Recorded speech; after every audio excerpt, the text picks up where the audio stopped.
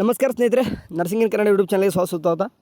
Okay, ಭಾಳಷ್ಟು ಹುಡುಗರು first sem ಹುಡುಗರು ನಮ್ಮ ಮೊದಲನೇ ಓಕೆ ತಮ್ಮ ಒಂದು ಮೊದಲನೇ ಎಕ್ಸಾಮು ನಮ್ಮದು ಆರ್ಜೋಜಸ್ ಕಡೆಯಿಂದ ನಡೆಸ್ತಕ್ಕಂಥ ಎಕ್ಸಾಮ್ನ ಬರೆದಿದ್ದಾರೆ. ಭಾಳಷ್ಟು ಎಕ್ಸೈಟ್ಮೆಂಟು, ಫಿಯರು, ಆ್ಯಂಗ್ಸೈಟಿ ಮತ್ತು ಇತ್ಯಾದಿಗಳು ಎಲ್ಲನೂ ಕೂಡ ಇದ್ವು. ಕೊನೆಗೆ ಎಕ್ಸಾಮ್ ಬರೆದಿರೋ ಸ್ವಲ್ಪ ರಿಲೀಫ್ ಸಿಕ್ಕಿರ್ತದೆ. ಓಕೆ, ಎಕ್ಸಾಮ್ ಬಂದುಬಿಟ್ಟು ನಿಮಗೆ ಗೊತ್ತಿರುವಾಗ ಒಂದು ಯಾವರೇಜ್ ಪೇಪರ್. ಓಕೆ, ಒಂದು ಟಫು ಇಲ್ಲ, ಹೆಚ್ಚಕ್ಕೆ ಈಸಿ ಕೂಡ ಇಲ್ಲ. ಯಾವ ರೀತಿ ಅಂದ್ರೆ ಒಂದು ಯಾವರೇಜ್ ಪೇಪರ್ ನಡೀಬೇಕಿತ್ತು ಅದೇ ರೀತಿ ನಡೆದದ. ಒಂದು ಖುಷಿ ವಿಚಾರ, ಬ್ಲೂ ಪ್ರಿಂಟ್ ವೈಸೇ ಕ್ವಶನ್ ಪೇಪರ್ ಬಂದಿರೋದು, ಇದೊಂದು ಖುಷಿ ವಿಚಾರ.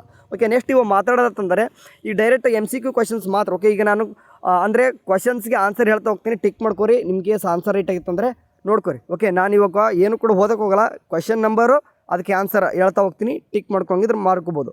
8ನೇ ಕ್ವಶನ್ ಬಂದುಬಿಟ್ಟು ಆನ್ಸರ್ ಬಿ. Okay, inversion. 9ನೇ ಕ್ವಶನ್ ಬಂದುಬಿಟ್ಟು ಗ್ರಾಸ್ ಅನಟಮಿ ಎ.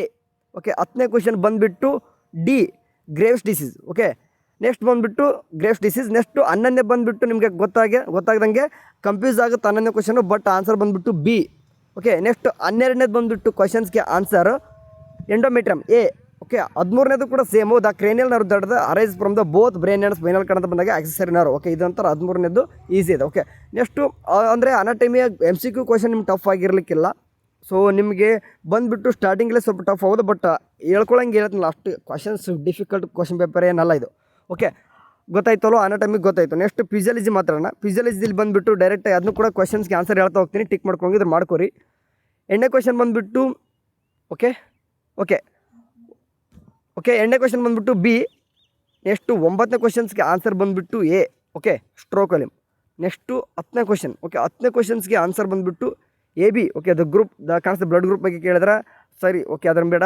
10ನೇ ಬಂದುಬಿಟ್ಟು ಎ ಬಿ.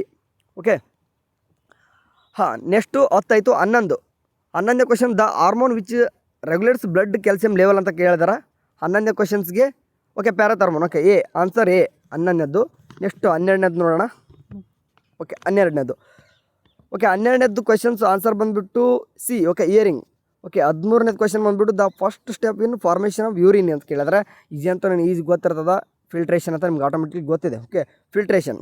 ನೆಕ್ಸ್ಟು 14ನೇದು ಬಂದುಬಿಟ್ಟು ಕ್ವಶನ್ಸ್ಗೆ ಆನ್ಸರು ಅದನ್ನು ಲ್ಯಾಕ್ಟೇಷನ್, ಅದು ಕೂಡ ಬಿ. ಓಕೆ, 13, 14 ಎರಡು ಕೂಡ ಬಿ ಆನ್ಸರು. ಓಕೆ, ಸರಿ, ಈಗ ನೋಡ್ಕೊಂಡಿದ್ದೀರ ಅಂತ ಅನಿಸುತ್ತೆ.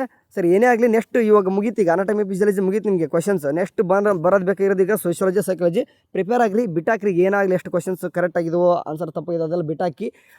ಅಂದರೆ ಸೋಷಿಯಾಲಜಿ ಮತ್ತು ಸೈಕಾಲಜಿ ಮುಗಿದಾದ್ಮೇಲೆ ನಿಮ್ಗೆ ಅನಾಲಿಸಿಸ್ಸು ನಿಮ್ಗೆಲ್ಲನೂ ಕೂಡ ಹೇಳ್ತೀನಿ, ಯಾವ ರೀತಿ ಏನಂತ ಎಕ್ಸಾಮ್ದು ಎಲ್ಲನೂ ಕೂಡ ಮುಂದೆ ಹೇಳ್ತೀನಿ. ಇವಾಗ ನೆಕ್ಸ್ಟ್ ಪ್ರಿಪೇರ್ ಆಗಿರಿ. ವೆಲ್, ನಿಮ್ಮ ಎಷ್ಟು ಕ್ವಶನ್ಸ್ ರೈಟ್ ಆಗಿದ್ದಾವೆ ನೋಡ್ಕೊರಿ ಅಷ್ಟೇ. ಓಕೆ, ಬಾಯ್.